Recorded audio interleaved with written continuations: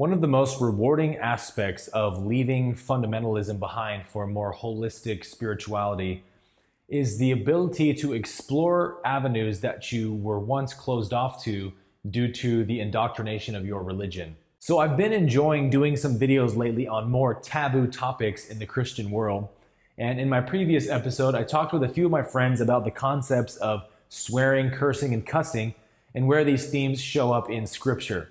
Now, most Christians know that there is quite a bit of foul language in the Bible, but it's something that they don't like to acknowledge and just sort of pretend it's not there. But what most Christians are totally oblivious to is the fact that astrology shows up heavily in Scripture. And astrology is something that is obviously heavily demonized by fundamentalism as being New Age or witchcraft or whatever the case may be. But as someone who's just recently gotten into astrology, I've been astounded at just how accurate it actually is for my own personal life and how much it actually says about the mind and intelligence of the Creator. And so I wanted to look a little bit deeper into this topic and see where astrology shows up in the Bible and what the Bible has to say about it. So I decided to recruit the help of my good friend, Pastor Aaron Tomlinson, who's somebody that has a very remarkable and unique gifting for being able to connect metaphysical truths to the Bible. So if you're someone who's into astrology already, then you're in for a very special treat in this episode. And if you're not into astrology, then I highly encourage you to open your mind and watch this episode in its entirety, because you might just gain something that can positively benefit your life in remarkable ways in the way that it has mine. So Pastor Aaron and I dive deep into this topic in today's episode, discussing what astrology actually is, and can Christians use astrology to benefit their own spirituality? And I think you guys are going to really enjoy it. So without further ado, let's get into it with Pastor Aaron Tomlinson.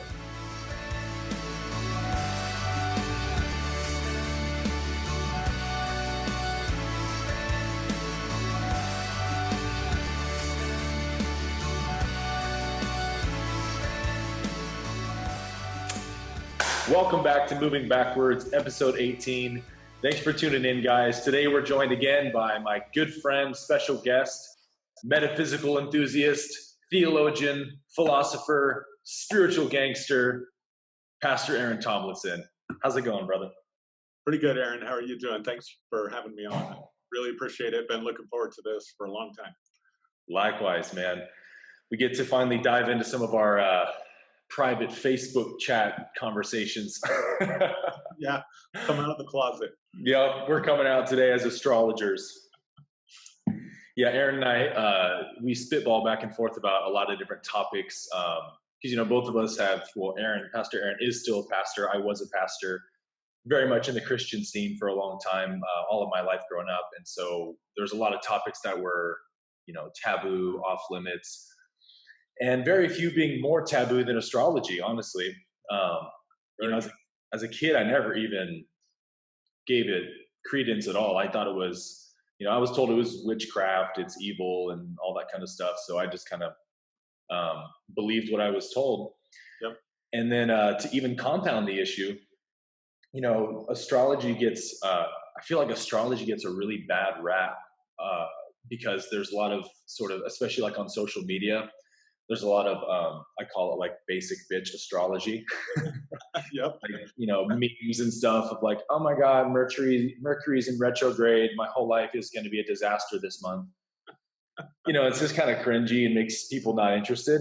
But recently, like 3-4 months ago, I think it was after I read The Law of One, honestly, I started getting more into astrology and looking into it. And I'm a very skeptically minded person. Like, I'm somebody who doesn't want to believe something that's not true. And so I was like, it's going to take a lot of convincing for me to believe in astrology. But come to find out, I had all the wrong ideas about it. Like, I believed a lot of these, we're actually going to go through 3 myths about astrology that I think keeps most people from checking it out. But I had completely the wrong idea about it. And once I really got a better understanding of what it actually is, I was really surprised at how logical and practical and even scientific it actually is. So in this episode, we're kind of talking about, can Christians be into astrology, or is there any practical reasons why a Christian could, use astrology as a tool to develop themselves, and why we shouldn't be worrying about, if it's evil or not and things like that. Because, this is my father's world, right? This is our father's world. There's nothing evil about the natural world, and especially not anything evil about the planets. In fact, as we'll talk about in this episode, there's a whole lot of pretty amazing things about the planets. And I personally really enjoy learning about God's creation because it's just so marvelously intelligent. The way everything is set up is it's like looking into the mind of God, when you kind of dive into it. So I'm going to talk about astrology very briefly, kind of the myths and what astrology kind of is versus what it's misconceived to be. And then Pastor Aaron's going to get into a lot of research about where astrology shows up biblically and in the Christian tradition even. And I think you guys will find some pretty interesting information through that. Aaron, when you're talking about creation, the best of, and this, but the best of the Christian mystical tradition talked about two books to get to know God, the book of, the Bible, and the book of creation. That's right. Reveals God. And so what is the book of creation? No, it's not a book. They'd say you can look at creation. Creation tell you yes. Things about God. So if we believe God created all of this and put us in here, then how can it be evil? When God looked at everything that he had made and said, behold, it is very good. It is very good. I mean, yeah, if you want to be extremely practical and pragmatic about it, if you really want to know what God's like, creation is going to tell us a lot more accurately than even the Bible can, because the Bible, whether you want to admit it or not, was written by humans and has human influence. But, the natural world doesn't have any human influence. Good point. It is what it is. So first myth about astrology that I believed my whole life, and you can let me know if you probably have too, Aaron, is that your sun sign tells it all. That's astrology. Yeah. You ever read about your sun sign and be like, that doesn't sound like me at all? Yes. Yeah. Many, many times. And I would read, I'm an Aries, born in March. So I would read an Aries natal chart, a horoscope, and be like, oh my gosh, this, I relate to some of this stuff, but so much of this is not even close to how I am. Like astrology is definitely not true, What's your sign, do you know? Virgo. Oh, you're a Virgo. Cool. My mom's a Virgo. Really? Yes. And just already from what I know about you, you're definitely a Virgo. Yeah. I say we're here to irritate all the other personalities. With your very analytical, practical. Yes. Yeah. Purifying. Yes, definitely. So here's what I learned, Aaron, about astrology that blew me away is that it actually has, your sun sign is just one variable in your actual natal chart, your astrological chart. And there is a ton of different things that come into play to determine, your personality tendencies and types and things like that. And I guess just in case there's anyone watching who's not super familiar with astrology, the idea is basically that the planetary alignment when you're born or during your gestation period, the cosmic energy, the configuration of energy during that time sort of has an effect upon your personality type, the way your brain is formed. Because, your personality is essentially the way you process emotions and what, emotions are just frequencies, right? What frequencies you gravitate towards more and what frequencies you don't gravitate towards, less. And that sort of forms a lot about your personality. And so, of course, genetics play a big role in that. And, you inherit a lot of your personality from your parents and stuff. But, there's a lot of people that couldn't be more different than their parents. Right. And so you have to ask the question, if it's not just genetics playing a role in our personality, what other factors might play a role in our personality, right?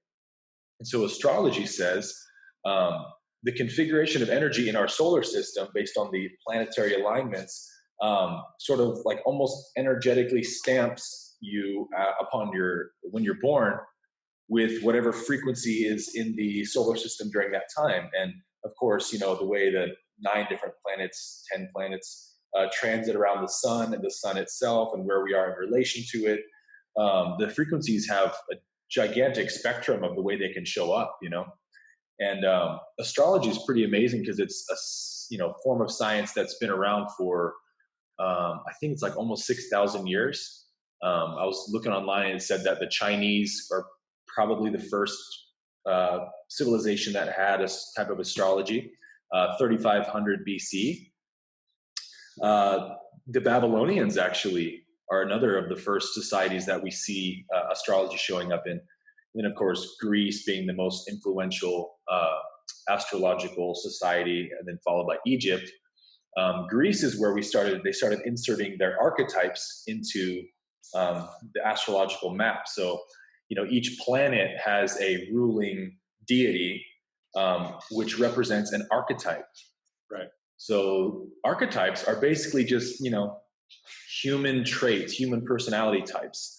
So we know that there's like a wide variety of human personalities, right? There's really fiery people with a ton of drive and passion and stuff, and that'd be like an Aries, like my sign. Yeah. People that are very mellow, very shy. There's people that are very cerebral, analytical. There's people that are very emotional, and the whole spectrum, right? And Right. so ancient cultures took these archetypes and started mapping them according to, you know, the times of the year and the way that planets are moving across the solar system. And they started linking certain archetypes to different planets. I actually think it's fascinating to even think about like how humans started doing that, you know? Yeah. They didn't have telescopes back then.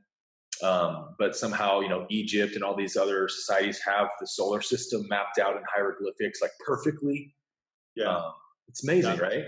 I was thinking they didn't have Netflix or Facebook, or so they watched the stars and looked at the patterns and looked at personality patterns and types for, you know, hundreds, if not thousands of years. It's a good point. Yeah. So. Yeah, they didn't have the resources we do, and they didn't have the distractions we do. So, you know, we know through history that every ancient society were hugely interested in, fascinated with the cosmos and constellations and planets and all that stuff. And they believed that the cosmos was a way that the gods or God, whatever they believed in, would speak to us. And in a sense, it sort of is when you get into astrology. So that's the first myth, that your sun sign tells everything. It's definitely not the case. What happens is that you have your sun sign, which is like the overarching archetype that you fit into. But if you read your horoscope, they'll list a lot of positives and they'll list a lot of negatives, right? So like a fiery person who's very driven, like an Aries, is going to have ability to manifest the kind of career they want and be successful in business and be very enthusiastic. People are drawn to you or whatever. Right. But then the downsides are like, narcissism, a lot of ego, can be prone to downward spiraling and things like that. Yeah. So I would read my chart and go, well, I don't relate to any of that stuff. But the thing about astrology that's really cool for me is that when you read those horoscopes, it's basically showing you the most unevolved version of you, right? Like, this is what you would be like if you've done no inner work on yourself. Right. These are the tendencies you might have in the negative sense. But if you've done inner work on yourself, then you might not relate to any of that anymore because it's out of your frequency now. Right. So it's not like you either match everything or you don't. It's like this is just a leniency you may have. Right. But then where all the planets are in your chart, the moon represents the emotional, the feminine aspect. Yeah, most people don't even know they have a moon sign. Yeah, it's true, right? Yeah. I mean, you have a sign for every planet, which is pretty amazing. My Mars is in Aries, which Mars is the ruling planet of Aries. My moon is in Capricorn, and this is really cool. So when you start studying astrology, you'll be amazed because you'll start looking at your chart and going, oh, wow, that's scary accurate, Yeah. And that's why so many people get hooked because... Same thing when I had a full natal chart done. Did you? Yeah. Yeah, and she knew nothing. She had my name and my birth certificate information, basically, Oh where my I was born at gosh. the time, and then just interpreted the signs for me. So it was pretty cool. That is so amazing. Yeah. Really advanced astrologers can read, this is actually the second myth, which is that astrology is about predicting the future. Right. A lot of people think that, especially Christians, that demonize astrology. They go, oh, it's about witchcraft, predicting the future. And that's actually not about predicting the future. It's just about letting you know, here's the things that will probably show up in your life because of your personality type and the tendencies you have, is that you'll probably struggle with these types of issues. You'll probably have these type of events in your life. But it's not like you'll get married by the age of 25, you'll have 3 children. You know what I mean? Yeah, right. It's like influences. It's almost like laws of thermodynamics. Something that's set in motion stays in motion. So you can predict if you roll something because of the force that's working on it where it's going to go, but it can always deviate from that course, or things can change it. So it's not a prediction based on some kind of mystical information from the future. It's predictability based on the influences and the way the cosmic energy, as you say, it is influencing your life. That's a really great example, actually. Objects in motion tend to stay in motion, right? Yeah, unless something intervenes, right? So if you do your work, or something happens in your life, or something changes it, then it's not necessarily going to end up there. Yep. Yeah, that's the whole idea of free will. A lot of people say, I don't like astrology because it takes away free will, which is not actually on my myth list, but that's another good one. Yeah, it's kind of the myth of fate, right? Yes. Yeah, your chart is not predicting your fate in any way whatsoever. Right. It's just letting you know, here's your starting point. Right. That's basically it. Third myth I have is astrology is about using the constellations to predict your personality.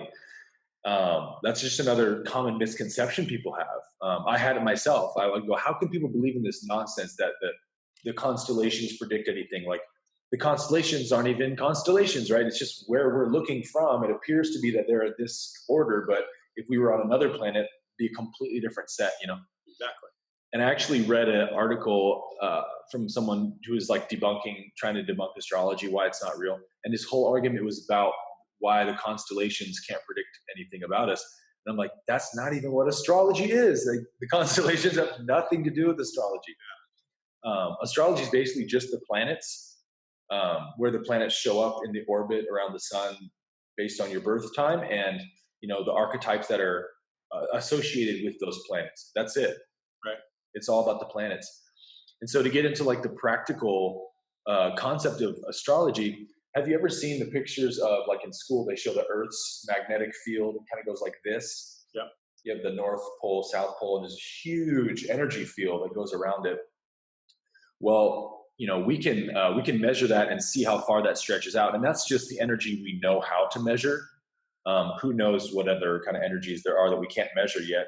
Right. But the magnetic field, the electromagnetic field, and our bodies have the exact same thing. Science can actually measure your energy field. Right. Starts at your heart. I think has the largest energy field in your body. Yep. And it actually does the same thing from our head to our feet, kind of like this, or from the center of our body, I think. I read a really amazing book earlier this year called Mind to Matter by Dr. Dawson Church. And he does a lot of studies on the way the mind affects matter, healing and things like that. And he did an experiment where they had, it was salamanders, I believe.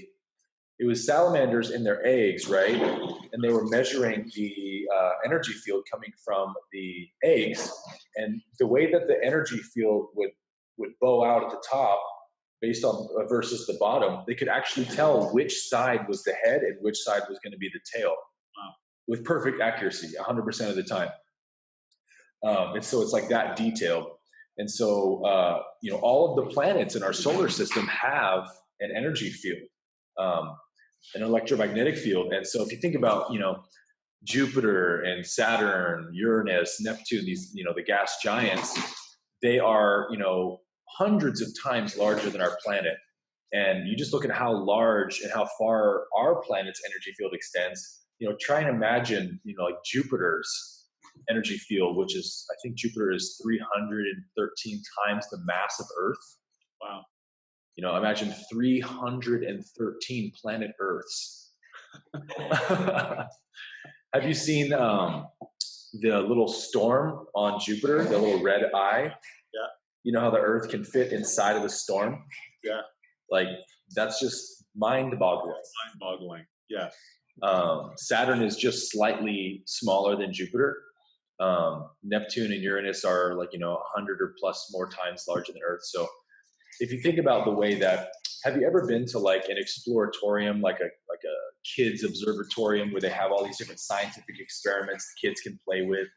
And they have that one, it's like a glass bowl, and it has electricity that shoots out onto you can put your hand on it and it'll touch the electricity with your fingers, right? You'll conduct that. So if you think about that in terms of the way planets are orbiting around, the way that Saturn and Earth orbit around each other based on their transit, when those frequencies are getting closer to each other, it's kind of like, and it gets more active, just like when you touch that bowl, the frequencies interact with one another. And so each planet has a completely different chemical makeup. Jupiter and Saturn are mostly helium and hydrogen, but then they have, a bunch of other chemicals in there. And so that chemical makeup is what determines each planet's energy field and frequency. So without knowing any of this science, the ancient cultures and civilizations kind of understood that each planet somehow dictates a type of, an archetype of some sort. So to give you a couple of examples, like I mentioned, Mars is the ruling planet Aries. So Mars, the frequency that Mars emits tends to cause a personality that is more driven and passionate and fiery, right? Jupiter is sort of the planet of like benevolence and good luck, good fortune. So I believe Cancer is the ruling Cancer planet of Cancer, I think. So it's about like positive emotions, joy, happiness, things going well for you, things like that. And then Saturn is the planet that sort of dictates what parts of your ego and shadow side that come up. Like when Saturn is in transit in your chart, when it is, it's called your Saturn Return. When your Saturn return happens, that's when Saturn finally in its orbit hits the same spot it was at relative to the Earth when you were born. And I think it's like a 28-year cycle it takes, because it's way out there in the solar system. And so it's going to start bringing up certain patterns in you, certain negative tendencies, things you struggle with, insecurity, whatever it is. And so certain planets like Saturn, Pluto also kind of does that, I think.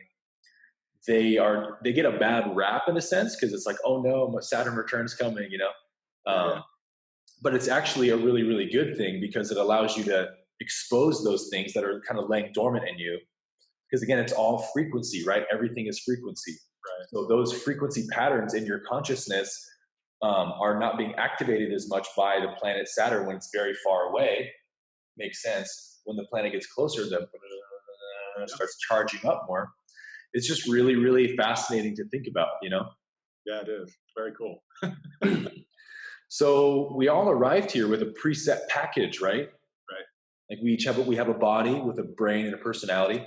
And although, we'll do an episode on reincarnation next, I think. Yeah.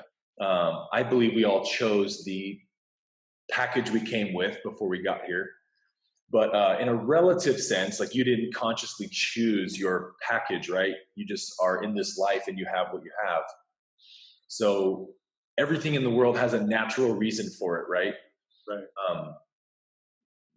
The way your physical makeup is all has natural causes, evolution, things of that nature. And so like we were talking about a minute ago, your personality has to have some kind of natural cause too. Most people just think, well, it's just genetics. Right. But we kind of talked about how a lot of people are very different from their parents. So astrology is just sort of showing us another way of seeing into our mind, our brain, and being able to understand ourselves better, which is why it's a really awesome tool in spirituality to help you expand your consciousness, expand your awareness about yourself and things you may struggle with. Just for a quick example, um, I had my spiritual awakening in August of 2017. Okay. And I went through a really intense but really awesome like ego death period where like I was very much I call it being blissed out. Yeah. Like it was impossible to bother me. Like I was totally in acceptance of everything. Very very much like didn't talk a whole lot because I was just very at peace and stuff. Um, I would be on the road driving and you could cut me off and flip me off and I would almost not even notice it. Yeah. I was so like present. Right. And that continued for a couple of years. And then in December of this last year, I started finding myself getting irritated at people, getting irritated at my dog when he would be barking and things like that. And I would yell like shut up, Bodie. And then I'm like, whoa, where did that come from? Like I haven't done that in a few years. Like it's been impossible to get me irritated for the last couple of years. And it just kept getting worse and worse. And I find myself on the road, like feeling road rage again and stuff. And it really bummed me out. I was like, man, I thought I was over this stuff. Like, what a bummer. And I just had gotten into astrology and somebody told me, oh, your Saturn return just started in December 20th. And I was like, wait, what? And they're like, yeah, that's when all the ego stuff comes back up. And I was like, you have got to be kidding me. That's exactly when it started happening. That's amazing. It is, man. So, I mean, just little things like that, when you start getting into it and studying it, clicks. But think about the power of that, because in our culture and society, when we have those sort of shadow ego issues, and even in spirituality, I think sometimes we set standards that are just not realistic. And because we have those experiences, Aaron, we have those experiences where we're blissed out, we've arrived, we think, Yep. And then these things start happening, and we think, what's wrong with me? We internalize it, we turn it back on ourselves. What's wrong with me? What did I do wrong? Where did I mess up? When just having that little piece of information, this is normal, this is natural, this is what's occurring, it takes all the pressure off of you and the shame and whatever, could potentially come on you as you're working through these things. So that's pretty cool. That's such a good point, man. That's exactly what it did for me. Like I started to judge myself. I started to judge my level of spiritual development and stuff. Man, I guess I'm not as spiritual as I thought I was, And as soon as I found out, as soon as I opened my mind to the idea that a planetary transit could be affecting certain tendencies in my ego, it took, like you said, it took all the pressure off of me.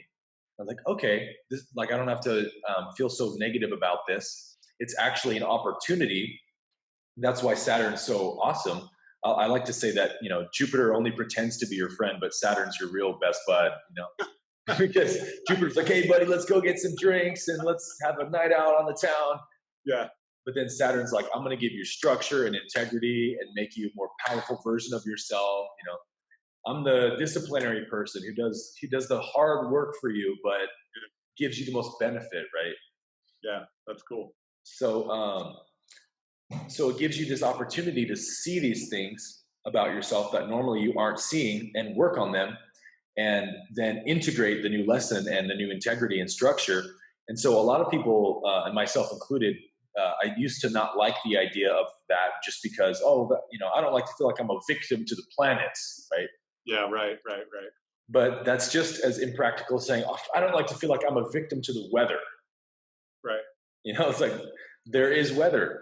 Exactly. And that's just not part of the natural world. And furthermore, if you think about what weather is, right? Yeah. Weather affects our moods dramatically. It does. I mean, when it's sunny out, we go, oh, it's such a great day. And when it's raining, oh, it's such a bad day, right? Yeah. But nobody ever goes, I don't like feeling like I'm a victim to the weather, right? We just do it. Yeah, I think you're doing a great job spelling misinformation. That really is the problem, and especially in the Christian culture. One of the things that I discovered when I started opening my mind to some of these things, I realized that what we do as Christians is we have a tendency to judge the value of information not based on its accuracy, but based on its author. So if a person is a Christian author, we have a tendency to trust what they're saying more without doing the critical thinking or applying, any logic sometimes even to what they're saying. Yep. And then a lot of Christian authors just repeat what they've heard and what they've been taught. So I know for me, I was taught, stay away, this astrology's of the devil. Witchcraft. Yeah, it's witchcraft. Things that you've taught, on the law of attraction, that's magic. Yep. New Age. In some of the hyper deliverance culture, then all of that opens you up to demons and devils and things like that. And so I began to realize that we don't know what we're talking about because we won't go out and read it. People who've experienced it, people who know about it. When I came into the fullness of the Spirit, people would talk about speaking in tongues, and there was this argument, should you speak in tongues, should you not speak in tongues? And I remember, one of the arguments for it was, well, you shouldn't talk to someone about speaking in tongues who's never done it, or you shouldn't take someone's word on healing if they've never experienced it.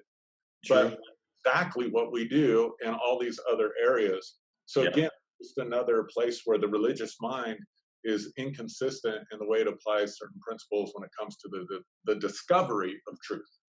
You're absolutely right, man. You hear so many people talking out of pure, unadulterated ignorance about that stuff. Like, astrology's evil. Let me tell you why. I'm like, do you even know the first thing about it? They can't tell you a thing about it. Right. But they feel so justified in letting you know that you're of the devil for practicing this witchcraft. And, the planets are just demons orbiting around the sun. And, worshiping the stars or whatever. Yeah. So that's a great segue then into where does astrology fit into the Christian tradition and into the Bible and I guess the Jewish tradition? Because I know that it does. We've all read the Bible and seen even the nativity and the star that they followed to. There's a lot of astrological themes in the Bible, but you're somebody who's really, really good at finding metaphysical truths and concepts in the Bible. And a lot of what you teach about at your church is, how these things actually are all over Scripture, right? Because there is only one truth, right? At the end of the day, right? And so this culture might call it that, this culture might call it this, but we're talking about the same truth, and whatever that truth is cannot be threatened, right? And so it's really healthy to open your mind to new ideas or things that you may have been resisting because a religious tradition has demonized it your whole life and stereotyped it. Because, as the saying goes, when you change the way you look at something, that thing you're looking at changes. Absolutely. So can you get into that a little bit and where astrology shows up? Yeah, sure. I think it kind of started for me in the early 2000s, actually. You mentioned the Christmas story, but that's really where it started for me. Mm-hmm. Because I began to look at the idea that the wise men, or magi is the actual term, who came from the East, came to worship Jesus. Now, if you look at who the magi are, they came out of the Babylonian culture, which you already mentioned. Yeah. That they were astrologers, right? Yeah. Look in the book of Daniel. This was always amazing to me because people say, if a witch even looks at you, somebody who practices Wicca or whatever, and they call them a witch, she even looks at you, or you eat food that she made for you or something, get demonized, or it's so ridiculous. But in the book of Daniel, Daniel's put in charge of the astrologers, the magicians, basically what we would term incorrectly and call incorrectly from a Christian perspective, occultists. Mm-hmm. Daniel was put in charge of them. And I thought, well, wait a minute here. How is he practicing and doing these things and not getting demonized? And then I realized that is the group out of which the Magi came. Okay. So they're coming to worship the newborn king. They worship Jesus. Mm-hmm. And the power structures in Israel are totally clueless. So you've got the king, Herod, who has no clue about the Messiah being born. Right. You've got the Pharisees and the Sadducees who are studying the book, the people of the book, the Bible, whatever scriptures they had at that time. And Jesus says, you know, you can't discern the sign of the times. So here you have the people who are religiously indoctrinated, biblically indoctrinated, and they don't have a clue what God is doing. But you have a group of people who are watching the stars and understand the ages and understand the precession of the equinoxes, and they are able to find Jesus and worship him. And I thought, wait, you know, what's going on here? How Sounds come familiar. astrologers and the quote unquote New Age, New Agers, whatever, they know more about what God's doing yep, than the people that've been to seminaries, you know? And I just started thinking about that. And so I found all kinds of verses, you know, about the stars. And I think one of the classic ones, if I can read it real quick. yeah, I'm in the wrong place. Is Psalm 19. I mean, it's just very, very clear from just some basic scriptures. The heavens declare the glory of God. The firmament shows his handiwork. Day unto day utters speech, and night unto night reveals knowledge. Then it says they have no speech or language. So they're telling a story, they're revealing knowledge. Yeah. They're uttering something, but it's not vocal, it's symbolic, it's pictorial. Right? So like each constellation is a story sort of in and of itself. Right. You have 48 constellations. You have the 12 major ones that everybody knows as their signs. We've talked about it, Virgo, Aries, that kind of stuff. You have the 12 major ones, and you have 3 constellations that are involved with each one of the 12 to equal 48. Then you have the planets, each playing their role in all of that, and the sun and the moon. And pretty soon, it's a whole book that is revealing knowledge, a picture that's painting 1,000 words, if you will. And that's what the Bible's talking about here. And it says their line, he says, there is no place, I'm sorry, Aaron, verse 3, there is no speech or language where their voice is not heard. So we all have the same stars, right? Yeah, we do. Then if you look at why God, you know, put the stars in the sky, in Genesis, if I can find it real quick, Genesis 1:14, it says, then God said, let there be lights in the firmament of the heavens to divide the day and the night, and let them be for signs and seasons and for days and years. Oh, wow. So if you say, you know, I have a sign that's in the stars, Virgo is a sign. Yep. Right there in the beginning of Genesis. They're for signs, they're for seasons, and they're for days. And then he goes on and says that they rule or exercise influence over the day and over the night. So it's right there in the beginning, exactly what you're talking about. The rule, what God calls the rule of the stars, the sun, the moon, the planets, is exercising influence upon the earth. That is amazing. And Job actually confirms that. So I'll just throw out some, you know, verses because I know this. Yeah. Like, I don't care about any of that. Just give me Bible, brother. Give me the Bible, yeah. But it says in Job 38, and this is the Lord speaking in Job. So you can dismiss parts of Job and say, well, that was his friends, or that was Job's, or that was his crazy wife. Yeah. But this is the Lord speaking, right? Better listen up. And I just think because she was trying to get him to commit suicide, you know. Yeah. Just take your life. Job 38, verse 31, it says, can you bind the influences of Pleiades, which is a group of stars? Or can you loose the belt of Orion? Wow. Can you bring out the Mazzaroth? Now, the Mazzaroth is the Hebrew term for the 12 signs of the Zodiac. No way. Yeah. Are you serious? Totally serious. So that's incredible. They left it in the Hebrew. This is what drives me nuts. No wonder Christians are so confused. They left it in the Hebrew. Can you bring forth the Mazzaroth or Mazzaroth? I've heard it pronounced both ways. Oh my gosh. It's actually the Zodiac.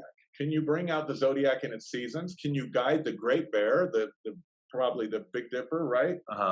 With its cubs? Do you know the ordinances of the heavens, and can you set their dominion over the earth?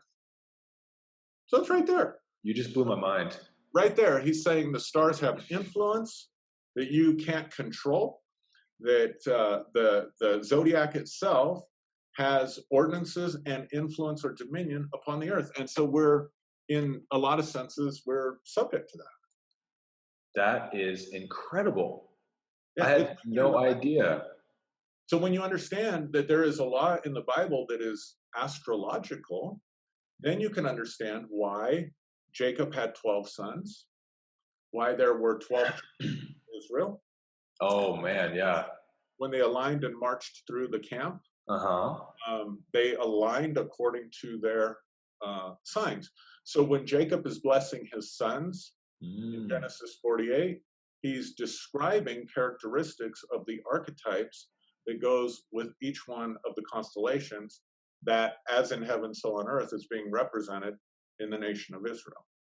That is incredible. That's such a good point, actually, because I know a lot of people, especially in like our day and age now, are looking at biblical characters more as archetypes or states of consciousness rather than just a person.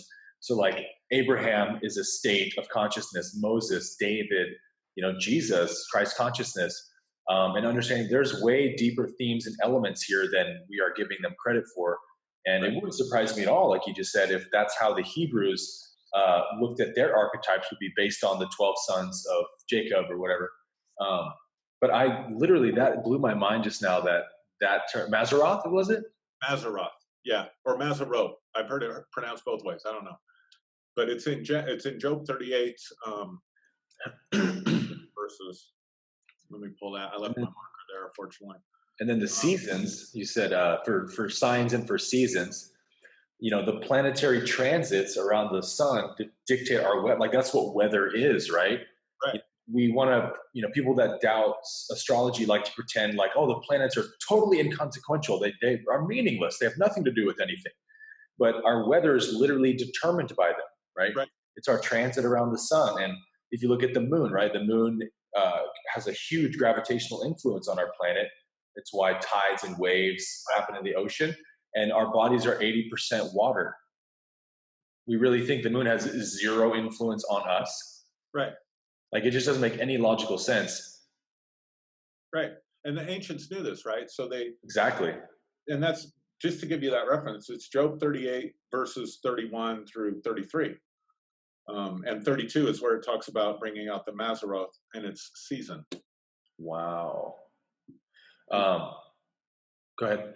No, I was just going to say, and so then when you understand this, like we just dismiss these verses, right? Like we just dismiss Genesis 1, okay, he created this lights in the sky, without taking seriously what he actually says there. Yeah. Psalm 19, if the heavens are declaring the glory of God, if they're revealing knowledge, if they're pouring forth speech without words, what happens if we believe that and take that seriously?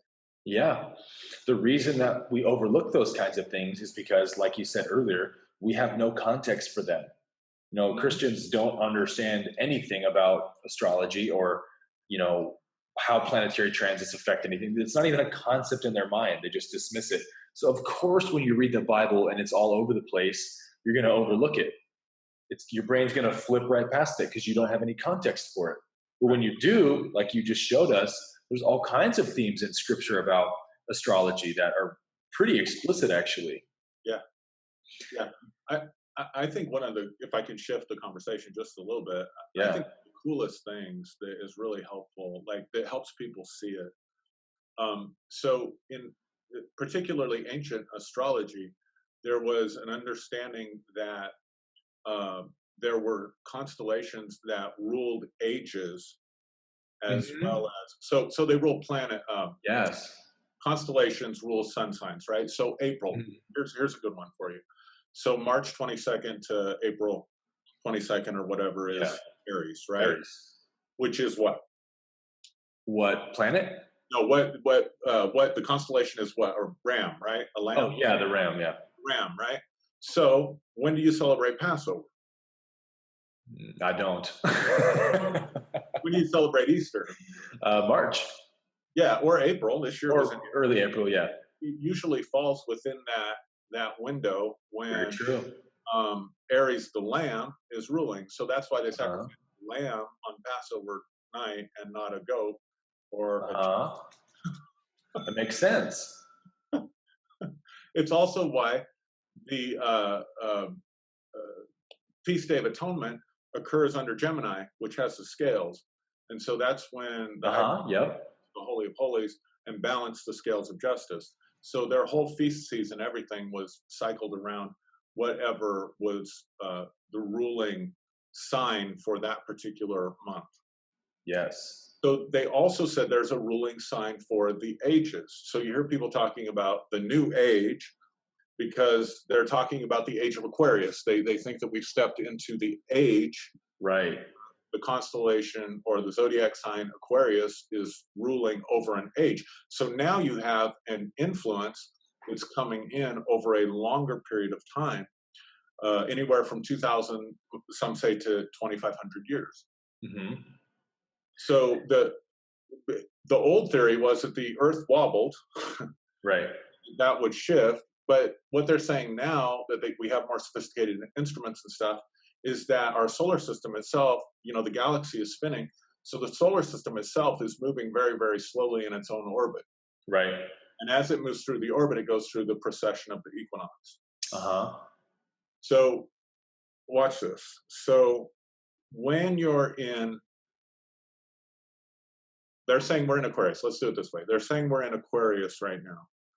So before Aquarius, because it's going to go backwards to the rest of it. So before that is Pisces. Yes. And before that is Aries. Aries, yeah.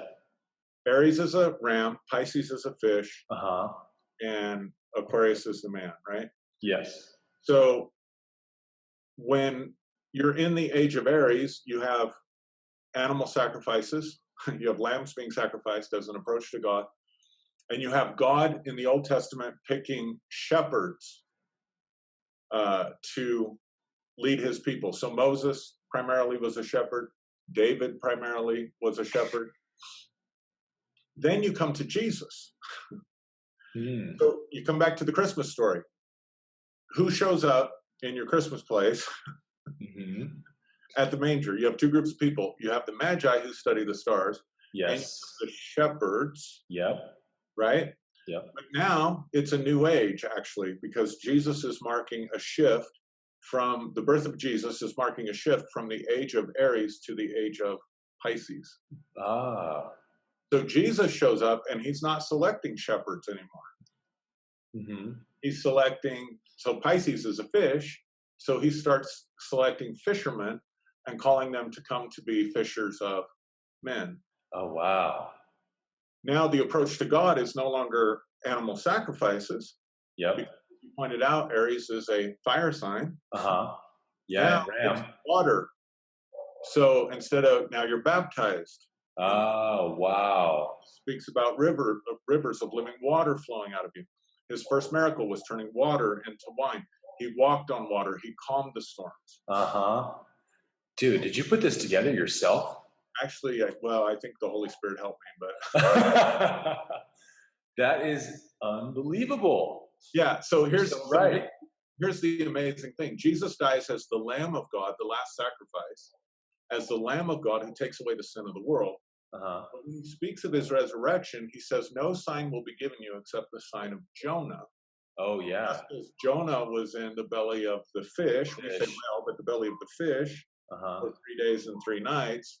So will the Son of Man be in the heart of the earth.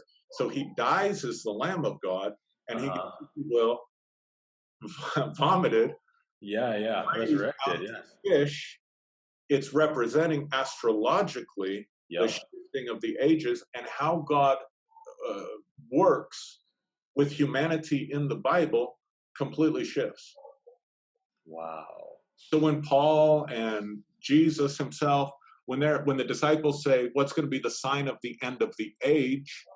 Yeah. We were left with an unfortunate King James translation that said the end of the world. Yeah. But it's not. It's the end of the age. So they weren't expecting creation to come to an end. They were expecting an age to come to an end. Yes. That's how they thought back then. Yeah.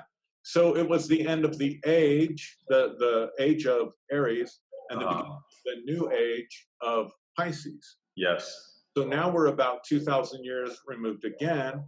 So we're going through another precession and moving from Pisces to Aquarius, or the man with the water pitcher in his hand, Yes. which is also an air sign. Yep. Watch this. So and if I'm rambling too much, Aaron, let me know. No, you're not. In Aries, you got the sheep. Most travel is by land, camels. During the Age of Pisces, Columbus crosses the ocean and the world. So you have travel through water. So why now all of a sudden in our time period, why were they able to invent the airplane? Why were we able to go to the moon? Because you moved from a water sign influence to an air sign influence. Yeah. Why? And it's all about communication and information and knowledge. Yep. So that's why now we have cell phones. Because all this stuff is happening in the airwaves. Yep. It's the influence of the stars upon the collective consciousness of humanity that's causing us to bring forth new things in the new age, and it's all part of God's plan. Dude, you absolutely nailed it. That's air signs are that way. Air signs are more heady, more cerebral, more thinking out there, and how can I want to go and learn something new or acquire something. They're not, air signs are known for not being as present or here. They're more out there, and that was our last age. You're absolutely right. But that's also why, Aaron, like, people are giving us kind of a hard time. Some people, most people are really open to what we're doing, but some people are struggling with it because the dispensation is changing. It's interesting. If you look at Christian teaching, preaching throughout the last 2,000 years, you didn't have a lot of emphasis on the end times. Yeah, none actually. Until about the last century. Yep.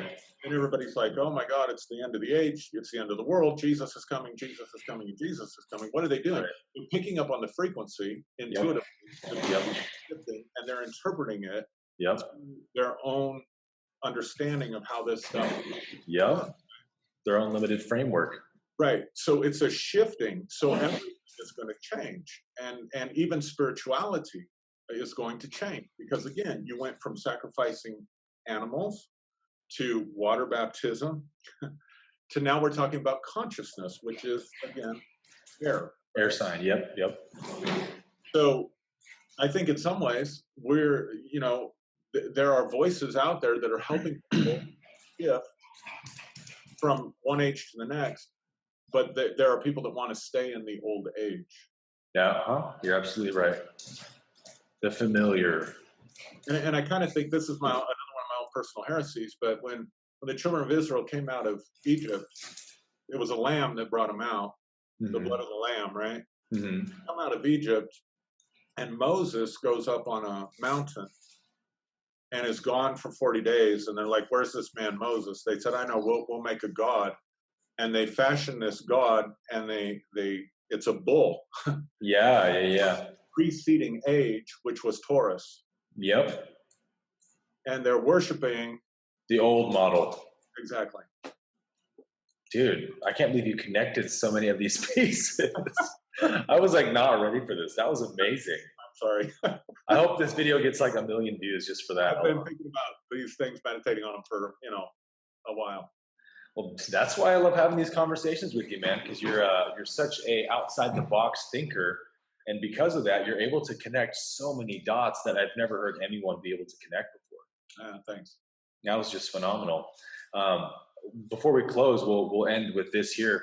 I don't know if you knew this, but Carl Jung, the basic father of modern psychology, was very, very into astrology himself. Were you aware of that? I was. He actually found it very helpful with clients and problems that they were having and how to help them. So after he discovered that, if he was working with somebody, he wanted their natal chart so that he could look at it. Yes. With therapy. Yeah. And we have different models for archetypes and personality types, such as the Enneagram and Myers-Briggs, right? And nobody has an issue with those because they're just totally practical, observable, evidence-based. But all like the Enneagram fits perfectly into the astrological map. you can link it all together like two hands holding, which is just amazing. But I wanted to read this really quick. Carl Jung actually did a lot of studies on astrology and like with his own clients and linking their charts to personality traits and things. And so this study here, it said, he was very into the concept of synchronicity, right? He said, synchronicity is the belief that everything in the universe is interrelated, which explains phenomena such as meaningful coincidences and astrology. In 1944, Jung had a heart attack, which resulted in a near-death experience. I didn't actually know that. Wow. His vivid encounter with the light, plus the intensely meaningful insights that he received, helped Jung develop his ideas on the archetypes of the collective unconscious. Wow, I didn't know that. I didn't either. And how it relates to the concepts found in astrology. Jung's experiences and knowledge led him to create the field of analytical psychology. Jung did an analysis of astrology to determine its place in synchronicity. He studied 483 married couples, and noted the astrological connections between the birth dates, their charts, of the married couples. These findings concluded that the long-lasting relationships had a certain astrological pattern, which were found to be 3 times higher than the rate of coincidence. Also astounding was the fact that the couples whom astrologers would interpret, so he actually worked with astrologers, say, hey, look at these charts, which, based on their signs and their charts, which of these couples do you think should be long-lasting relationships? And the couples whom astrologers would interpret as being the most conducive to marriage were the couples whose astrological pattern occurred the most frequently. The pattern that astrologers interpret as least conducive to marriage occurred least often amongst these couples. Check this out. Jung calculated the odds of this result occurring randomly as 1 in 62.5 million. Jung believed incidents like this are the results of what he called synchronicity. Man, that's amazing. Mind-blowing, right? Mind-blowing. So many great minds, some of the real great minds and gifts to humanity have discovered these things and validate these things. And we just, sometimes just dismiss them because we just don't know. Just in our own ignorance. Yep. It's funny, I had a guy comment on a video I posted recently where I talk about how the ego is a product of evolution, and our survival-oriented brain that would need to survive in the wild, being very pessimistic and doubting and second-guessing and believing in lack, and I need to go find a food supply and always go. So I was explaining that in the video, and this guy commented, and he was like, evolution is false. That's an absolute fact. He's obviously a fundamentalist Christian guy. And I just thought, I get those comments a lot about evolution from Christians, but isn't it hilarious, like the unbelievable arrogance and ignorance of a statement like that? I said, my comment to him was, oh, wow, do you want to go notify every scientist on Earth, or should I? Except for like Ken Ham or whoever that guy is. Yeah, he most certainly does not qualify as a scientist. It's like these people devote their lives to studying this field, and they are also some of the most intelligent humans on Earth, and you, in your arrogance, are coming along and saying, well, I'm right, and all of them are wrong. I know. It's sad. It's pathetic. I'll tell you this about the marriage and the charts. But if we had access to our astrological charts, there's no way in hell we would have gotten married. If we understood that, believed that, we would have seen how completely incompatible we were. Yeah, that's another big part of astrology, right? Yep. It's like the relationship side is like, oh, you're an Aries, well, you go well with a Libra, and oh, you're a Scorpio, you shouldn't date a Sag, Yeah. And of course, that's just one element in your chart. You got to look at where your moon is and other planets, and especially like there's 12 houses, right? And each house has a ruling sign, and your chart might be loaded in one sign. Like for me, it's my Aries house and my Capricorn house. I have like 5 elements in Capricorn and 5 in Aries. So in all these different ways, my personality type leans heavily towards the Capricorn archetype and the Aries archetype. And for me personally, It is absolutely dead accurate. Like what people comment a lot on my videos is like, I love how analytical and logical you are, and you break things down in a sequence, right? Oh, absolutely. You do such a great job communicating stuff, making it simple and comprehensible. Making complicated stuff simple, and that is the Capricorn archetype. It's the goat is the sign of the symbol of that archetype, and it's representative of a goat jumping up the mountain step by step. It's Okay. very much like, I'm not going to progress to the next stage until I know this stage and I know why and I understand it. You know, very linear thinking. Yeah. And I'm like, dude, that's like, my moon is in Capricorn. Your moon's your emotions. Right. And that's exactly the way I process emotions. Like, I look at emotions like objects. I'm like, well, what is this here to do for me? And how can I process this emotion? Very, very cerebral, you know? Yeah. So you got to look at all those facets of your chart, and perhaps the person you're dating, you know, it could be very, very helpful tool. A really helpful tool. For sure. Wow. Aaron, thank you so much for that, man. That was a real treat. That was awesome. I guess we'll close out here, yeah? Yeah, I hope it wasn't too long, because I only say that because I know people have a tendency to avoid longer videos as opposed to shorter ones. Dude, some people don't like long, some people love it, you know? So I'll just post the whole thing and people can watch as much as they want. All right, sweet. Thanks, buddy. I appreciate it. Let's do that reincarnation one soon. Absolutely. That'll be our next video for sure. Definitely stir the pie. Let's keep stirring it, man. Absolutely. All right. I love you, bro. I'll talk to you later. Thanks. Talk to you later.